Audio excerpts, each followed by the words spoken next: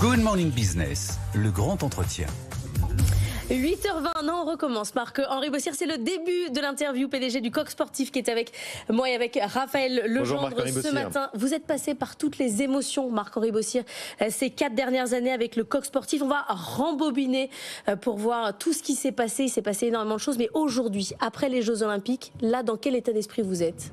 Bonjour, et je suis dans un état d'esprit conquérant, fier d'avoir délivré tous ces JO et très conscient que ce n'est qu'un début pour nous les JO, que c'est un passage et que c'est un passage au développement de l'entreprise et que toutes ces années et de crise et de focus sur les JO nous laissent dans une situation qui mérite encore de beaucoup de travail, beaucoup de croyances et beaucoup d'investissements pour arriver au bout. Vous visiez 20 à 30% d'augmentation des ventes après les JO. Les premières tendances que vous constatez aujourd'hui sont dans cet ordre-là ? Oui, on a 2 segments chez nous, la chaussure et le textile. On a eu beaucoup de peine avec la chaussure les 3 dernières années, ce qui nous a engendré des difficultés, des résultats un peu négatifs.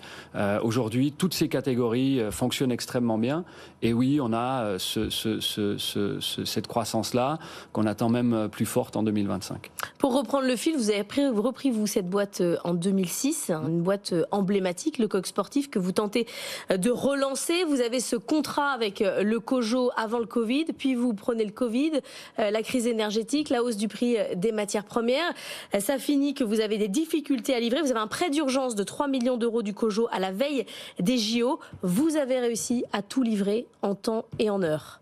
Ça a été un défi logistique monstrueux quand même. Oui, je pense que si on s'arrête juste sur les JO, si je prends l'ensemble du projet et qu'on élargit un peu, on prend en 2009 ou 2010 le pari de faire en proximité le textile. C'était une entreprise... Donc de faire du Made in France ? Non, c'est pas du Made in France, c'est du Made in proximité. Non, même pas Maroc. C'est pour la matière fait 100% en France, une partie de notre atelier qui fait certaines petites séries, et le gros de la fabrication de la confection se fait au Maroc, effectivement, dans notre atelier, où aujourd'hui on emploie à peu près 2000 femmes, et qui travaillent quasiment exclusivement pour nous et qui a toute une responsabilité écologique et sociale derrière. Le fait est qu'aujourd'hui, ce système-là porte à peu près 100 millions de chiffre d'affaires, avec une marge qui est quasiment équivalente à un produit qu'on importerait d'Asie. Pourquoi ? Parce que pendant toutes ces années où on a eu des crises, on était capable d'être présent systématiquement avec le bon produit à la bonne taille. Ce qui coûte très cher dans ce métier-là, c'est les invendus. Et si on a beaucoup d'invendus, vous arrivez à gérer le stock. Donc on peut gérer à la semaine. En fait, on gère 1700 points de vente chez nos clients à la semaine et on reproduit en fonction de leur vente. Ça donne un métier qui est tout à fait sain. Là où on a plus de difficultés, c'était de répéter ça sur la chaussure, qui était aussi un gros chiffre d'affaires, qui est monté à près de 100 millions, qui l'année dernière est descendu à 20 millions. Ah oui. Et puis on a changé cette stratégie en 2018-2019 en faisant des essais qui n'ont pas fonctionné, en essayant de la proximité. La basket aujourd'hui est essentiellement faite en Asie et on a essayé de la relocaliser et on n'y arrive pas. Pour des questions de coûts, de charges. Le savoir-faire, la basket, c'est Nike, et Nike a démarré dans les années 70 directement en Chine. Donc en fait, ils ont tout le savoir-faire de la construction de la basket. Nous, on a un savoir-faire de chaussures traditionnelles, de ville, qu'on peut un peu orienter sur une basket, un peu en cuir, mais ça s'arrête là. Et là, vous dites que ça ne sert à rien de se battre, en fait. En tout cas, pour l'instant, et sur les 4-5 ans que j'ai passé avant Covid, à essayer de changer ça, il n'y a pas le volume nécessaire pour industrialiser correctement. Là où, avec le textile, on peut le faire. En tout cas, on a trouvé un chemin qui n'est pas exclusivement du Made in France. Il faut ouvrir un petit peu les frontières, mais qui est aujourd'hui quand même 800 personnes hors nos employés, qui est 14 sous-traitants qui travaillent quasiment que pour nous et qui représentent 800 emplois dans l'Aube et dans le bassin lyonnais. Donc ça marche. Notre challenge aujourd'hui, c'est de mettre la chaussure au même niveau pour que notre structure d'entreprise... Vous dites pas j'arrête avec la chaussure ? Vous dites non, je continue. Non, là le on a trouvé un spécialiste de la chaussure qui a co-créé des marques comme Yeezy. C'était le gérant de Yeezy encore il y a 2 ou 3 ans. Donc vous y retournez. Et donc aujourd'hui, on y retourne et on va faire 100% de croissance cette année sur la chaussure. Donc des 23, on va passer à plus de 40. Et l'année prochaine, on a des grandes perspectives pour remonter ce chemin-là. Avec quel positionnement? Parce qu'entre le lifestyle et le sport, on hésite parfois un peu sur la marque, le Coq Sportif. Où est-ce que vous voyez les choses? C'est une excellente question parce que aujourd'hui, bien entendu, le lifestyle est un peu plus accessible. On a des meilleures marges, c'est plus large. Le sport, la compétition est plus rude, la recherche-développement est plus forte et la compétition, on s'affronte vraiment à des mastodontes. Mais le Coq Sportif a bien le sportif dans son nom et ça a toujours été pour nous un challenge de remettre. C'est dans l'ADN de la marque. Ça doit être du sport. Donc on a repris systématiquement des symboles. Le Tour de France pour commencer, Saint-Étienne, le gros chantier qui était magnifique avec la Fédération française de rugby, qui a permis de réindustrialiser tout un nombre de savoir-faire en France, et donc les JO.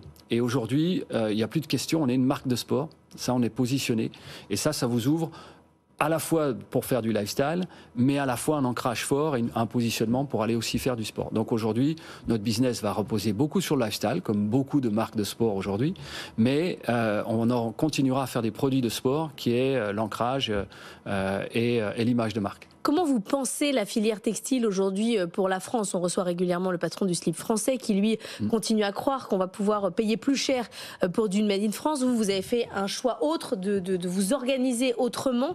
Est-ce que vous pensez que c'est possible de faire du Made in France vraiment à 100%? Je suis la merveilleuse aventure du slip français depuis des années. Je trouve que ce qu'il fait est remarquable. Je pense que ça mérite tout le respect et le soutien de pouvoir y arriver. Je pense que depuis le nombre d'années qu'il existe avec les crises comme j'ai pu le connaître, ça veut dire que son modèle a toutes les raisons d'être. Et que oui, il a raison d'y croire et il doit continuer à y croire. Sauf qu'en face, il a Chine, en face, il a Temu, en face, il a tout le textile bas marché. Vous pensez vraiment que c'est possible, ou vous pensez vous dites qu'il faut le défendre? Ça veut dire qu'il faut mettre en place des règles pour favoriser le Made in France, éviter qu'on ne soit inondé de produits chinois? C'est hors de ma compétence toute cette partie-là. Moi, je suis un entrepreneur qui croit en des projets et les fait avancer. Je peux même pas me prononcer sur son projet et son entreprise parce que chacun a ses propres règles et ses propres avancements. J'ai mes challenges. Certains entrepreneurs demandent à être protégés des produits chinois. C'est pas votre cas. Vous vous dites, moi, je fais mon petit bonhomme de chemin et ça me concerne pas. Je pense qu'on est dans un monde économique qui a une certaine liberté et je pense qu'effectivement, une entreprise privée doit jouer avec ces règles-là et trouver son modèle par elle-même. C'est comme ça qu'on peut les faire quand même tenir sur le long terme. Si à un moment donné on a des règles, elles peuvent changer ces règles et du coup ça peut mettre en délicatesse. Donc moi je suis pour et quand bien même je peux vous assurer que c'est pas facile pour nous, qu'on a largement nos challenges, mais je reste sur le fait que oui, normalement on doit pouvoir prouver notre modèle économique par nous-mêmes. Il y a la compétitivité prix, il y a évidemment le positionnement par les prix, il y a aussi l'envie des consommateurs. Vous m'expliquiez avant l'interview, très intéressant, que les produits les plus vendus, les best-sellers pendant les JO n'étaient pas du tout les moins chers dans votre collection. Exactement, et même dans notre business de tous les jours, c'est pas forcément une région la plus défavorisée ou un produit plus cher. Quand on parle de qualité, tout le monde a une opinion et tout le monde sait reconnaître cette qualité. Donc si vous arrivez avec le produit au bon endroit, au bon moment et que typiquement pour nous, qui vendons dans le réseau Intersport par exemple, où on pourrait se dire que c'est de la grande distribution, eh bien, il y a des pièces qui sont les plus chères et qui sont nos best-sellers. Pourquoi ? Parce que à un moment donné, c'est 80% de femmes qui rentrent dans un Intersport pour 80% d'achats sur les hommes. Mais du coup, elle va acheter pour l'ensemble de la famille et elle va être très attentive au moment de la qualité et de la durabilité du produit. Donc quand elle a acheté une fois chez nous et qu'elle a vu que la durabilité est 2 à 3 fois plus importante que celle des autres, et naturellement elle sera prête à racheter. Voilà. Donc on a un achat qui est moins fréquent, mais par contre plus durable, plus durable tendance générale dans la consommation et plus fidélisé. Donc nous ça nous va bien. C'est aussi un modèle écologique que l'on défend, pas d'invendu, la durabilité des produits. Voilà. Donc est-ce que ça passe? Et sur le long terme, est-ce que ça passe? Il y a 10 ans, on me disait c'était impossible. Et aujourd'hui, je dis, on arrive déjà à faire 100 millions en France. On va maintenant partir à l'international avec les JO qui doivent nous permettre ce saut à l'international. Oui, il y a de la place. Oui, il y a la possibilité. À nous d'aller le chercher, à nous de trouver le bon chemin pour le faire. Et de ne pas faire trop d'erreurs. On est obligé de faire des erreurs. Et ça, c'est peut-être la plus grosse difficulté culturelle en France, c'est l'acceptation de l'erreur, qui est une expérience et qui n'est pas une erreur. Maintenant, il ne faut pas les cumuler pour que le projet soit arrêté, ce qui peut arriver. Merci beaucoup, Marc-Henri Bossière, d'être venu ce matin dans Good Morning Business, PDG du Coq Sportif. C'est tout ce qu'on vous souhaite de réussir et de continuer avec cette belle marque du Coq Sportif.